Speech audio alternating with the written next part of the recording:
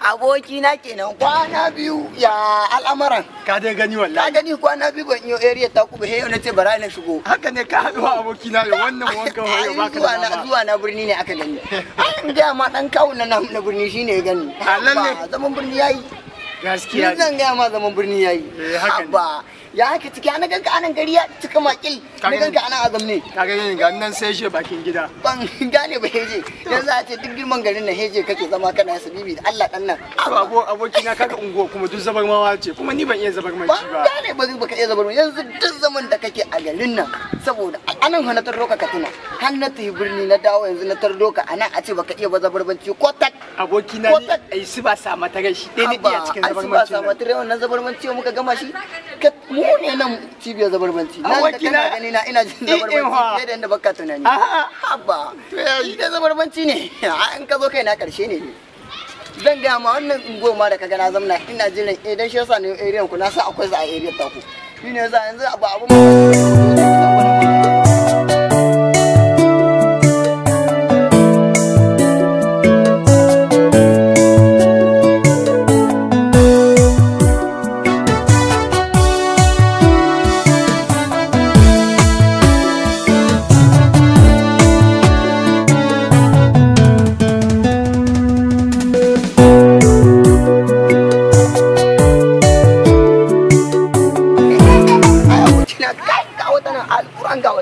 abokina ka san ba jin zabarmanci haka ko Espanyol take ji. Wannan yariyar da gani ai in gaya ma ba zabarmanci ba in sama da zabarmanci take ya kai na mata magana. Allah ba da sa Allah ba da sa abokina. Kai ina gaya ma. Hajiya kenan hajiya manyan mata. Da fatan kina barka ne. Kofar da ya kwa kawai. Ayya, ayyusan sosiyana nina. Ifo no go ne? Ina son ki. Ifo no mai rika sama wasu ne sai ina son ki. No, na ina son ki na da Allah ya san hajiya. Eh borai wasu ma suwan Hausa. Da Allah ya san. Ai min san boda. Na san. Ai min san. Ai san. Ai min san. Ai san. Ai san. Gamsuwa nake idan na ganki. Mantuwa bai zuwa garin akanki. Zuciya ta daɗe da fara sanki.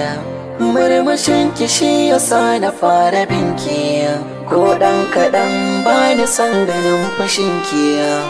Zuciya ta amince da zabinki.